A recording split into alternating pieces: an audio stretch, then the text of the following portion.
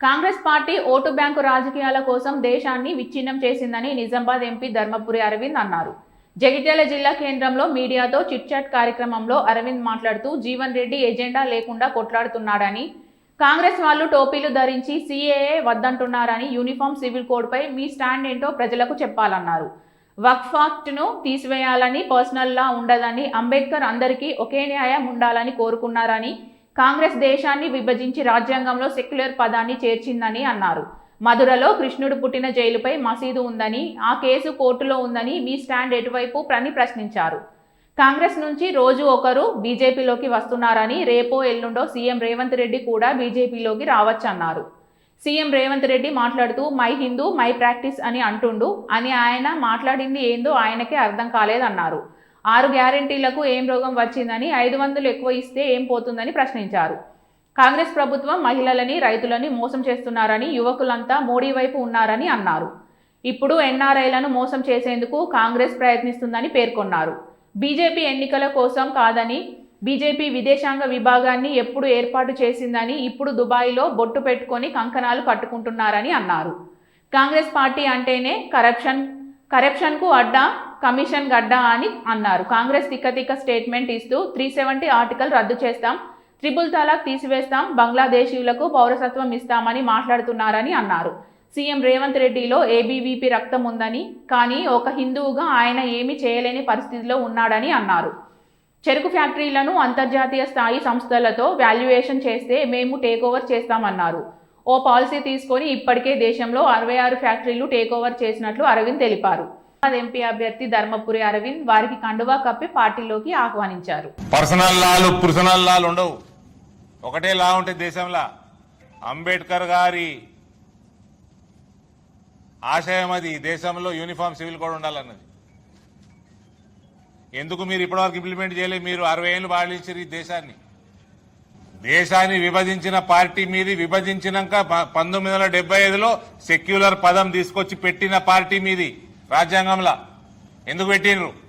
మథురాలో కృష్ణుడు పుట్టిన జన్మస్థలం ఏదైతే జైలు ఉన్నదో ఆ జైలు మీద ఇంత పెద్ద మస్జిద్ ఉన్నది. ఆ కేసు కోర్టులో ఉంది. మీ స్టాండ్ ఎటువైపు అంటే ఆన్సర్ ఉండదు. ఈయనకి జీవన్ రెడ్డి గారికి ఉండదు. మై హిందూ మై ప్రాక్టీస్ అంటాడు. అది హిందీ ఇంగ్లీష్ అది తెలియదు. రేవంత్ మాట్లాడింది ఆప్కే అదాలతలో మై హిందూ మై ప్రాక్టీస్ అంటాడు. ఆయనకు కూడా తెలియదు దీని మీద స్టాండ్. మీరు ఓట్లు అడుగుతున్నారు. మీ జీవిత కాలంలో, మీ రాజకీయ జీవితం మొత్తం మీరు ఎన్నడూ పసుపు రైతుల కోసం నయా పైసా చేసింది లేదు. చెరుకు ఫ్యాక్టరీల కోసం ఒక అడుగు నడిచింది లేదు. పనిచేసేటి కూడా పనిచేసిన ఘనత మీదే, నాశనం చేసిన ఘనత మీదే. మామిడి, చెరుకు, పసుపు, ఇలా అకాల వర్షాలు మొత్తం వరి తడిసిపోయింది.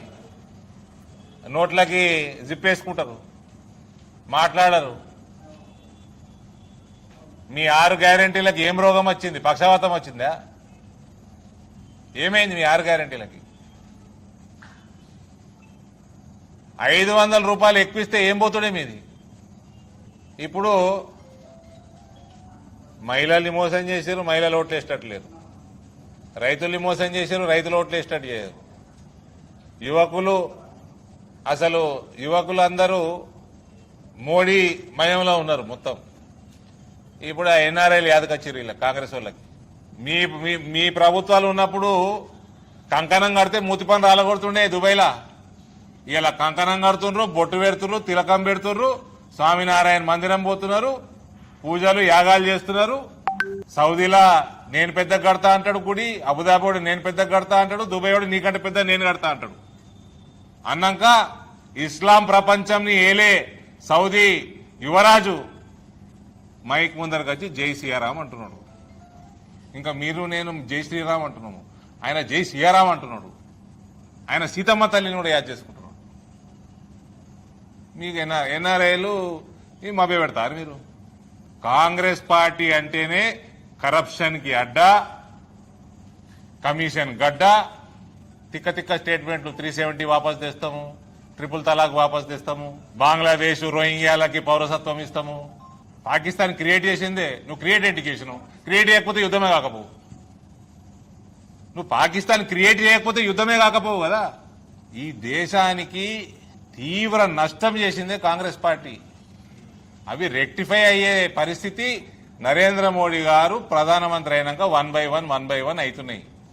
ఇవాళ ఒకడు వీకెండ్ కాంగ్రెస్ వాడు all India social media head బీజేపీలకు పోయిండు. నిన్న మిలింద్ దేవరా వేయండు, మొన్న జిందాల్ వేయండు, అంతకంటే ముందు చవాన్ వేయండు, రేపు ఎల్లుండో రేవంత్ పోతారట. ఈ ప్రశ్నలన్నీ జీవన్ రెడ్డి గారే కాదు, రేవంత్ రెడ్డి కూడా ఆన్సర్ చేయలేడు. రేవంత్కి పాపం ఏబీవీపీ బ్యాక్గ్రౌండ్ ఉన్నది, లోపల హిందుత్వం ఉన్నది, కానీ బయట ఏం చేయలేని పరిస్థితి పాపం.